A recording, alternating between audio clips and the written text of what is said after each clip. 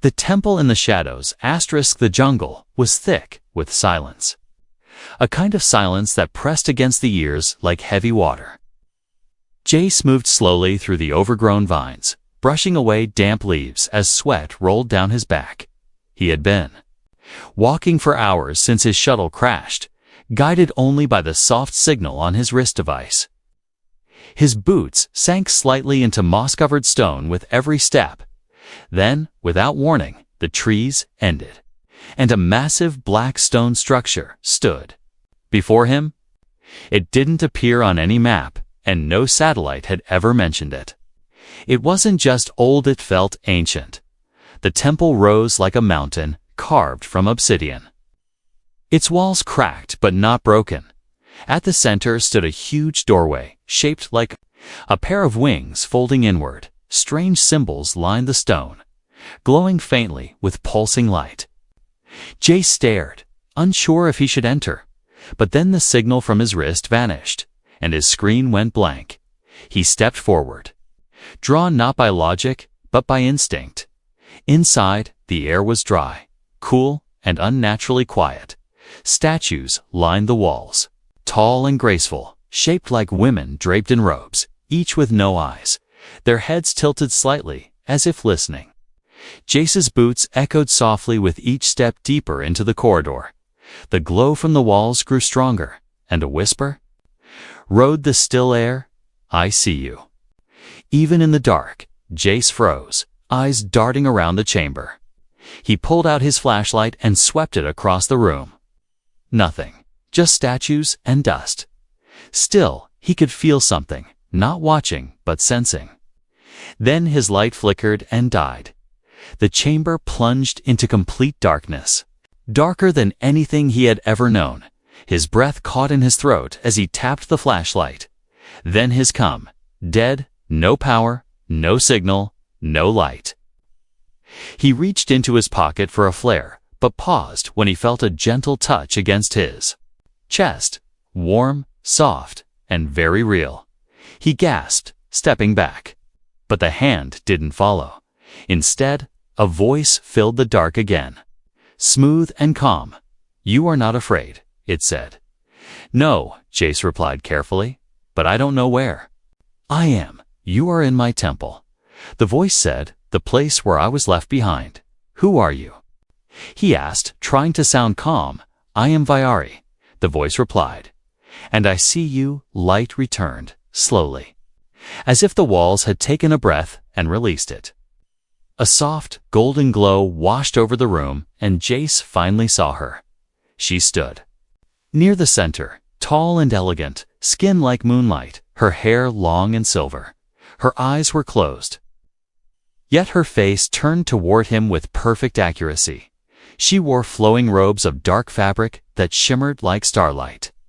Her bare feet didn't disturb the dust on the floor, and despite the calm expression on her face, he felt the weight of her presence like gravity. "You're blind," he said softly. "I was born this way," she answered, "but I see more than most." He didn't understand, but he nodded anyway. Viari stepped closer, her movements silent and smooth. She stopped just before him, tilting her head slightly. "You didn't run," she said. "Most do." Jace shrugged. "You didn't attack," she smiled, a small gentle curve of her lips. "You are not like the others," she said. "Your voice is honest. It tastes like wind and metal." He laughed nervously, unsure how to respond. Then the ground rumbled, soft but noticeable. Viari's expression changed, her smile vanished. "They know you're here," she whispered. "They will come for you." "Who?" Jace asked quickly. "The ones who left me behind," she replied. "The ones who fear what I am." Jace looked around the temple walls, suddenly aware of how deep he had come, and how much danger he might be in. "You should leave," Viari said, stepping back. "Go before they trap you here too." Jace hesitated, then shook his head. "Not yet," he said. "I need answers. You will not like them," she warned. He stepped closer, his voice steady. "I'm not here to hurt you. I just want To understand, for a long moment she stood silent. Then, slowly, she reached out again and touched his hand. Her fingers were cool, but not cold, in that moment. He felt something pass between them, a connection. Brief, but deep. "You may stay," she said at last, "but only if you speak truth. Always." "I will," Jace promised. The light dimmed slightly. The temple humming with some invisible breath outside. The jungle remained still, but the stars above shimmered as if something ancient had stirred awake. And deep in the shadows beyond the trees, something else had opened its eyes. Her world without light. Jace woke to silence, deeper than sleep. He hadn't meant to fall asleep inside the temple. But the warmth, the strange calm, it had pulled him under like a soft tide. Now, he sat up slowly, blinking in the low, golden light. Vayari was already standing in the center of the room, unmoving, listening to something he couldn't hear. She tilted her head, her silver hair flowing like liquid light. "You breathe differently when you dream," she said softly. He chuckled, rubbing his eyes. "Is that a good thing or bad?" She smiled faintly. "It means your dreams are heavy." Jace stood and stretched, the stiffness in his legs reminding him he hadn't eaten in nearly a day. Still, something about this place made his hunger feel distant. He walked beside her. Watching the way she moved without ever opening her eyes, he asked, "How do you walk without sight?" Vayari turned toward him, her face calm and curious. "I don't see like you," she said. "I feel sound. I taste emotions. I hear thoughts before they are spoken." Jace blinked, unsure what to say to that. She continued, "Your voice vibrates through the stones. Your fear smells like iron and salt. Was I afraid?" He asked. "Yes," she whispered, "but not of me." She led him deeper into the temple. Through winding halls and silent chambers, symbols on the walls pulsed as she passed. Glowing softly in response to her presence, they stopped before a circular room with a shallow pool of clear water at its center. "Sit," she said, pointing toward the edge of the pool. Jace sat cross-legged and looked at his reflection. For the first time, he noticed how tired his eyes looked, how thin his face had become since the crash. Vayari sat across from him, her robes floating gently over the floor like mist. "This was where I was born," she said in silence and shadow. She told him stories, not just words, but memories shaped through whispers and gestures. Her people had once lived in cities of crystal and air, floating in the dark sky. But when they feared her gift of sensing too much, they sealed her in the temple, calling it holy. In truth, it was a prison wrapped in worship no one has touched. "My hand in 100 years, she said softly. Jace looked down at his own hand, still remembering the coolness of her fingers. He asked, "Did it scare you?" She shook her head slowly. "No, it reminded me I was still alive outside the temple." The jungle crackled again, a low static hum in the distance. Jace turned sharply, his soldier instincts returning. Vayari remained still, her lips parting, slightly as if listening to the earth itself. "They are close," she whispered, "but not ready to strike yet." "Who are they?" Jace asked, standing. "Keepers of the blind star," she answered.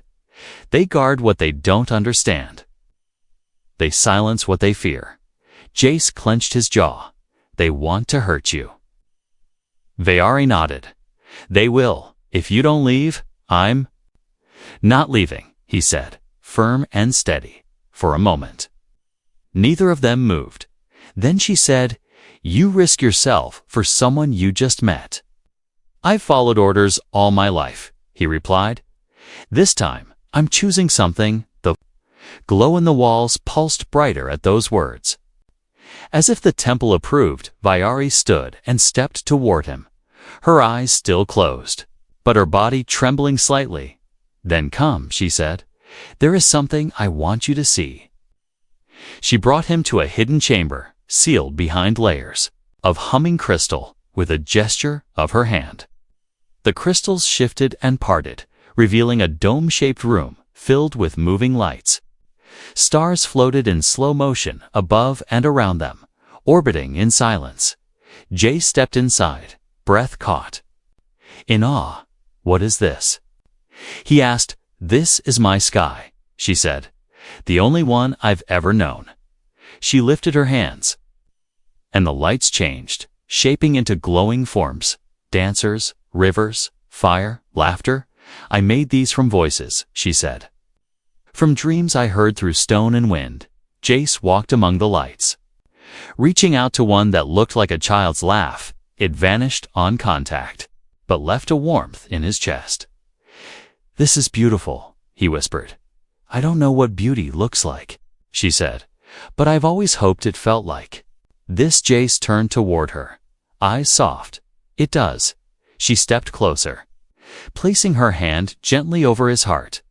"You are the first who made me feel seen," she whispered. "And you don't even have eyes," he said with a smile. She smiled too, then said, "That is why it matters more." Outside the crystal chamber, the ground vibrated again. Longer this time, something had landed nearby, something heavy and full of anger. But for now, beside her world of stars and shadows, they had peace, and for the first time in 100 years, Vayari let herself hope. Eyes that shouldn't see the sky cracked open without thunder. Jace looked up from the ancient stairs, his breath halting as black clouds formed too fast to be natural. Vayari stood beside him, her head tilted, listening to the wrongness in the wind. "They're here," she whispered. "But they brought something different." Moments later, the jungle screamed not with sound, but with the violent rustle of trees being torn apart. Jace turned and saw through the canopy, a crawling shape, part metal, part flesh. Its body shimmered with armor, its face covered in silver plates, and instead of eyes had a glowing ring of red where a mouth should be. The beast moved like it was hunting, but it wasn't using sight. It was sensing energy. Vayari stepped forward without fear, robes trailing like mist across stone. Jace reached out instinctively. "Wait," he said. "You can't fight that alone." She placed her hand on his arm, calm but unshaking. "I was born in darkness," she whispered. "I know how to silence it." The creature leaped down from the treetops with a shriek, its claws scraping against stone. Jace raised his weapon and fired, but the energy bolts bounced off its armor like sparks. The monster lunged toward him, too fast, too precise, but then it stopped frozen in mid-step, its head tilting toward a new sound. Vayari was humming. It wasn't music, not exactly, but the sound bent the air around them. The creature howled, stumbled back, then slammed itself into the ground, claws digging. Desperate to reach her, Jace watched as she raised both hands, the glow from the temple rising in waves around her. Her voice changed pitch, deeper now, vibrating. Through the floor, the monster shook violently, the red glow in its face flickering like a dying fire. With one final pulse of her song, the creature dropped, unmoving, silent. Jace ran to her side, heart racing. "You stopped it?" he said, barely believing what he saw. "I found its rhythm," she said, her breath short, and cut it. He looked down at the thing's face, seeing small symbols etched on the armor symbols that matched the temple's walls. "What is this?" he asked, kneeling beside it. "An Echo Sentinel," she answered. "A machine designed by my people to destroy anything that doesn't follow their pattern." Jace frowned. "You mean?" "This was sent to kill you." She nodded. "And now?" "It knows you are here too." He stood up, anger rising in his voice. "Why would your people fear you so much?" She didn't answer at first, just touched her temples gently. "They gave me something at birth," she said, "something no one else had." She opened her eyes, just for a second. Jace gasped, stumbling backward. Her eyes were pure white, without pupils or color, but worse than that, they moved inside, spinning slowly like distant galaxies. And in that split second, he saw something inside her gaze that wasn't meant to be seen, his own memories, flashing like reflections. He turned away, breath ragged. I saw my brother, he whispered. He died 5 years ago. Viari closed her eyes again gently. I'm sorry, it was not on purpose. He looked at her with new fear, but also awe. You can see what others hide. I see what others carry, she said softly, and some things are too heavy. Jace sat down, his legs trembling. So that's why they locked you away, he said. You're not blind. You're dangerous. She sat beside him, her voice calm and sad. Yes, I am both. Silence stretched between them, but it wasn't cold. She reached out, not to touch, but to let her hand hover beside his. I don't want to hurt anyone, she said, but when I open my eyes. I know too much, Jace whispered. But you didn't hurt me. I could have, she said. But I didn't want to. The sky outside turned red as another wave of energy rippled across the jungle. More of those sentinels were coming. Tracking them through the temple's pulse, Viari stood again, taller now, more steady. I will have to open my eyes again, she said, if we are to survive. Jace swallowed hard and nodded. Then I'll be here when you do, he said, voice firm. She smiled, not with joy, but with the kind of trust that only comes from pain shared. And for the first time, she whispered, Thank you, Jace. Ass. The second wave of creatures broke through the outer ruins. Jace and Viari stood side by side, darkness rising, echoes growing stronger, and the light in her soul beginning to burn. The human touch the temple walls shivered like they were holding their breath. Jace leaned against the stone pillar, gripping his side where a claw had grazed him. Blood soaked his shirt, but the pain was far away, numbed by shock and heat outside. Another echo beast screamed and vanished in a burst of blue light. Viari stood at the edge of the chamber, her eyes still shut, her hands glowing dimly with silver veins of power. The second wave of sentinels had been stronger, faster, more ruthless, but she had pushed them back. Her voice rising like a storm that tore through metal and rage. Now, the temple was quiet again, but the silence didn't feel safe. Jace slid down to sit on the cold floor. His breath shallow, Viari turned her head, sensing his heartbeat falter. You are wounded, she said gently. Just a scratch, he lied, teeth clenched. She crossed the floor and knelt before him, the glow of her energy fading. When she touched his arm, her fingers were soft and cold like snow under starlight. He flinched, but not from pain. From something else, something deeper, she felt it. 2. The way his body shivered from more than just blood loss. Why do you tremble? She asked. Because I'm human, he said with a faint smile. And you? You're not. She tilted her head. You fear me now? No, he said, eyes locked on hers. I fear losing myself to something I don't understand. She placed her hand on his chest, just above his heart. And yet you stayed, Jace. Took her hand, gently, feeling how small it was despite her tall form. I stayed because you saw me, he whispered. Even before I knew who I was, Viari sat beside him, her long robe pooling like ink around them both. For a moment, there was no temple, no war. No creatures outside, only the sound of their shared breathing. She reached up and brushed her fingers across his cheek, slow and curious. You smile when you lie, she said. He chuckled weakly. Then I must be a terrible liar. She nodded. But your heart is honest. The wound on his side still bled. And Viari leaned over it, her lips whispering something ancient. Her hands moved in a circle, pressing lightly, and a soft warmth poured into his body. Jace winced, but then the pain faded, replaced by a deep cold that didn't hurt. Tit calmed him. When she pulled back, the wound had closed, leaving only a red mark, That's some magic. He whispered. No, she replied. Just old science made from emotion and memory. She smiled again, this time not from habit, but from joy. Real and small and growing, Jace reached into his pocket and pulled out a small object, a cracked plastic toy soldier. It was my brother's, he said. Handing it to her, she held it carefully, turning it in her fingers. What is it? It's what kept me going in war, he replied. A reminder that someone once believed I was a hero.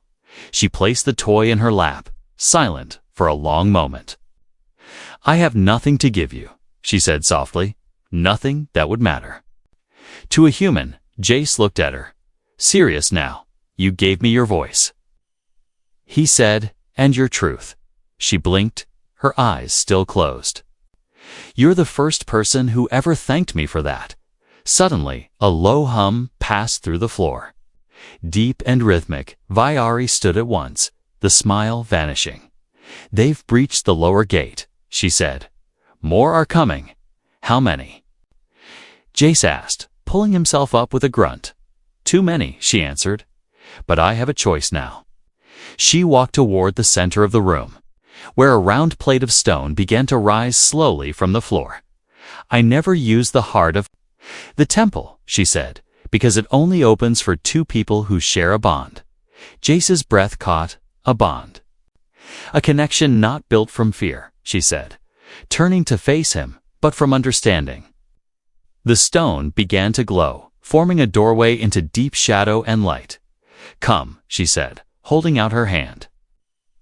Jace hesitated only for a second before taking it, her fingers curled around his with certainty, like she had always known they would. Together, they stepped into the passage, the walls humming in approval as they walked. She leaned close and whispered, You are light to me, Jace, and in my world. That is everything. Behind them, the echoes of claws scraping stone returned, louder, faster, angrier, but ahead. The temple opened into a new space, a secret kept hidden for centuries. A place only to hearts could unlock, where human warmth met alien silence, and in the center, something pulsed alive, ancient, and waiting for her touch. The trial of flame and voice *, the air in the hidden chamber was thick like honey. Not warm, not cold, but heavy, like memory trapped in stone. Jace could barely see past the pale glow of the walls, which shimmered as if alive. Beside him, Viari walked without hesitation, her hand still holding his. This is the heart, she whispered, the soul of the temple. Jace's boots echoed with a strange delay, as if time itself was listening. The chamber stretched wide and tall, no ceiling in sight, only shadows spinning like stars far above. In the center, a platform rose with a ring of fire surrounding. It blew, quiet and unnatural. Viari stopped at the edge, releasing his hand slowly. To reach the center, she said, We must face it together. What is it? Jace asked, eyes fixed on the blue flames. A trial, she answered, of voice and flame. Jace stepped closer and felt heat without temperature.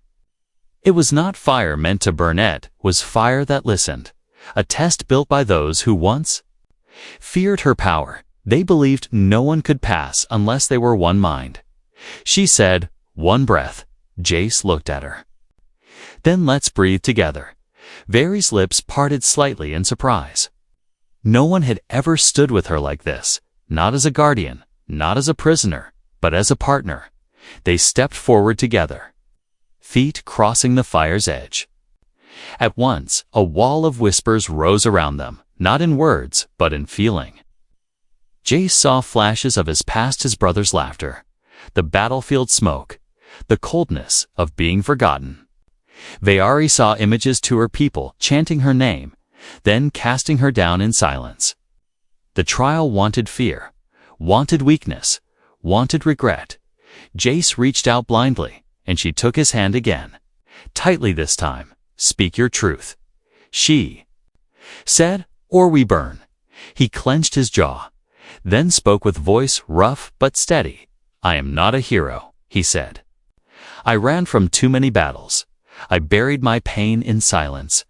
The fire flared, hissing, but did not touch him.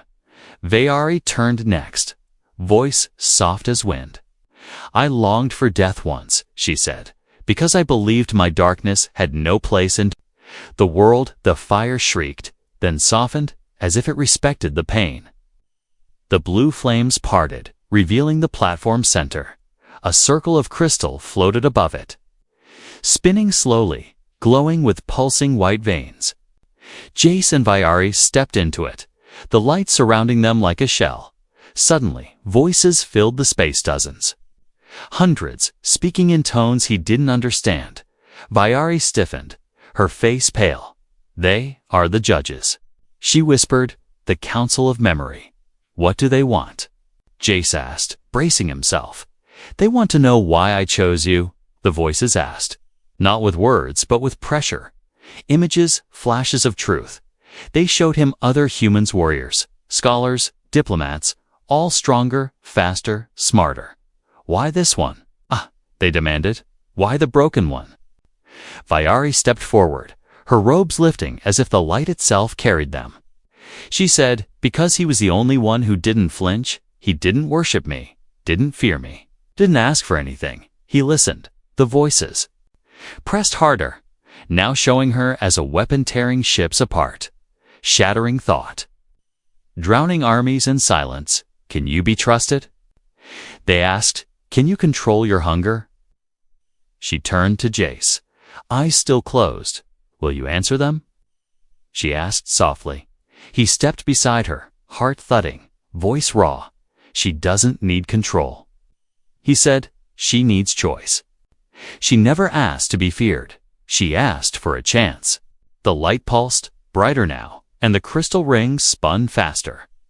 Then it shattered without noise, without pain, just fell into silver dust and vanished. The fire died out, and the platform lowered slowly to the ground. The whispers faded, and the walls grew still. Vayari fell to her knees, breathing hard. Jace knelt beside her, his hand finding hers again. You did it, he whispered. No, she said, voice trembling. We did. The temple shook, then not violently, but like something deep inside had finally awakened. Above them, a crack opened in the shadowed ceiling, and real light spilled through for the first time in 100 years. Sunlight, pure and golden, touched Vary's skin, and she gasped. This is what stars feel like, she asked, lifting her face toward the beam. Jace smiled.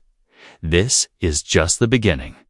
But far beyond the jungle, ships moved in orbit, not hers, not his. The keepers had heard the pulse of the temple's awakening, and they were not coming to kneel. They were coming to erase what had survived the fire. The vision beyond sight. The temple was breathing. Not in the way living things breathe, but with energy, ancient and aware.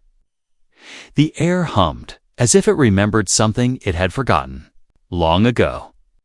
Jace walked beside Vayari through the temple's now glowing corridors, light chasing their footsteps like a silent river. Outside, the jungle sky had shifted from red to gold, a false peace painted before a coming storm. The enemy ships had landed beyond the trees, their silent arrival a sign of power. The keepers had returned, not to reclaim her, but to erase her. She was no longer a secret. She was a threat that had survived her cage.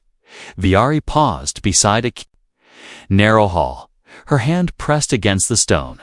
There's one more chamber, she said, voice soft. The final one. Jace looked at her, sensing her fear, even though she hid it well. What's inside? He asked. My sight, she answered. The one I buried. The door opened without sound, revealing a circular room of mirrors, though none showed reflections. Each mirror shimmered with light that pulsed with thought. Vayari stepped inside, and the light welcomed her, curling around her arms like silk. Jace followed, his footsteps light but uncertain. These mirrors don't show faces, she said. They show truths. He frowned. What kind of truths? The kind that change you forever, she turned toward him, her closed eyes fluttering. "If I open them in this chamber," she whispered, "I will no longer be what I was. Then what will you become?" Jace asked gently. She smiled faintly. "Real." He stepped closer, placing his hand over hers. "I'm here," he said. "Open them."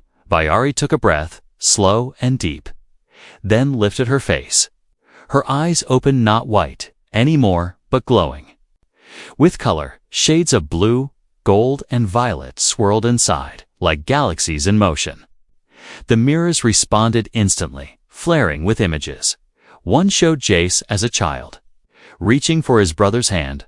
Another showed a version of Viari as a young girl, standing alone beneath a crystal moon. A third showed them both standing on Earth, her hand in his, their future uncertain but shared.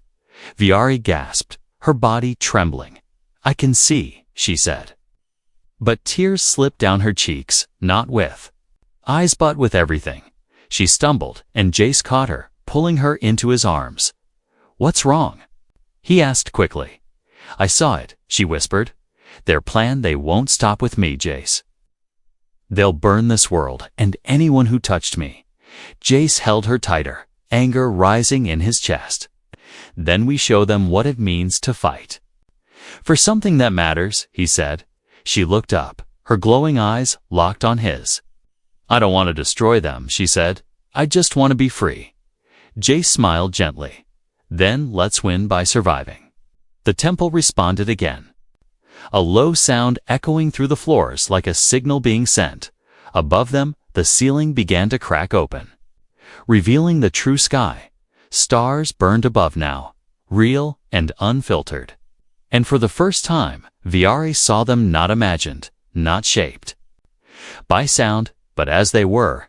She fell to her knees, sobbing without shame. "They're beautiful," she whispered, "and they don't ask me to be anything." Jace knelt beside her. "You deserve that," but the peace didn't last. A flash in the sky turned night to day, an orbital weapon charging the keepers. "We're done waiting. They'll strike the temple," Viari said, "and turn this world to ash." Jace stood and pulled her to her feet. "Then we move," he said. "There has to be a way off this planet." She nodded slowly. "There is." They returned to the center of the temple, the heart still glowing, the platform waiting. "It's a gate," she said, "but only if I give it everything." "What does that mean?" Jace asked. "My power," she said, "my voice. My sci-tit will all be poured into the gate to open a path." He grabbed her shoulders, panic in his voice. "You'll lose yourself." "I'll lose the part they feared," she said. "But I'll keep what matters." He shook his head. "No, you don't have to do this alone." "I'm not alone," she replied, taking his hand. Together, they stepped onto the platform, her voice rising into the sky. The temple roared with light, ancient stone lifting from the ground as energy poured upward. The enemy ships opened fire, but the beams bounced off the light like rain on glass. The gate cracked open, showing stars, a path, a world beyond Earth. As the power left her, Viari leaned into Jace, her voice barely a whisper. "I see everything now, even the parts of me I was afraid to love." Jace held her tightly. "And I'll remind you, every day." They stepped through together, the gate closing behind them with a soft chime. The temple vanished in light, its duty complete, its heart set free. And above Earth's orbit, a ripple passed through space, one that would never be forgotten. "I see you. Always." The Earth's sky was wide, too wide for her at first. Viari stood on a hill of green grass under a blue sky that pulsed with warmth she had never known. She tilted her head toward the sun, eyes closed again, not because she was blind now, but because she was at peace. The wind carried the scent of flowers and distant oceans, and she breathed it in like it was a new kind of light. Jay stood a few steps behind her, hands in his pockets, watching her with quiet awe. She wore a simple robe now, no longer stitched with gold or shadow, just soft white cloth that danced in the breeze. Children from the nearby village peeked at her from behind trees, giggling and whispering. To them, she was magic, beautiful, kind and strange in a way that made them curious, not afraid. Vaeri turned slowly. Her glowing eyes dim now, no longer spinning with dangerous light, but still deep, still knowing. She smiled at the children, and they smiled back. She whispered to Jace without looking. "They're not afraid of me." "No," he replied, stepping beside her. "And they never will be." The village elder had given them a small home on the edge of the forest. A place with a garden, a roof that creaked in the wind, and a fire that always felt warm. Each morning, Vaeri touched the soil. Learning to plant things, each night she sat beside Jace by the fire, listening to stories of a world that once felt unreachable. One evening, as the stars returned to the sky, Jace brought her something wrapped in cloth. She unwrapped it slowly, a necklace, silver, simple, and holding a crystal from the temple that once held her. "It's yours," he said, "a reminder of what you survived." She held it tightly, then placed it over her heart. "I don't want to forget," she said, "because even pain taught me something." Jace nodded. "And now you teach others." He was right. News of her spread slowly, carefully. Doctors came to study her, some with questions, others with wonder. She showed them what she could still sense: emotions, fear, hope, sorrow, without judgment. She taught them how to listen. The way she did, not with ears, but with presence. But not everyone welcomed her. Some still feared what they didn't understand. One evening, a man threw a stone through their window, shouting, "Stay quiet, freak," before running into the dark. Glass shattered across the floor, and Jace stood in front of her at once. Fists tight, but Vaeri only whispered, "He's afraid, not evil." Jace turned to her, heart pounding. "You're not angry?" She stepped forward, placing a gentle hand on his chest. "I was locked in stone for 100 years, she said. "I've had enough of anger." That night, she sat alone beneath the stars, letting her thoughts drift into the sky. When Jace joined her, he found her tracing constellations with her fingers. She looked up at him, smile soft, voice full of wonder. "I see so much now," she said. "Not just what's around me, but what can be." Jace sat beside her, pulling her close. "What do you see when you look at me?" he asked playfully. She turned her face to his, eyes shimmering. "I see the man who didn't run," she said. "The man who saw a goddess and chose to hold her hand instead of bowing." He laughed, pressing his forehead to hers. "You're no goddess," he whispered. She smiled. "I know." The wind grew still, and silence filled the air. "Not empty, but complete," she whispered. "I see you. Always." And this time, he understood what she meant. She didn't need her eyes. She didn't need power or fear or worship. All she needed was this someone who chose her without needing her to be anything more than herself. As the stars turned slowly above them, Vaeri rested her head on his shoulder. And for the first time in her long life, the dark didn't feel like a prison. It felt like home. And she had finally brought light into it without ever opening her eyes again. The end.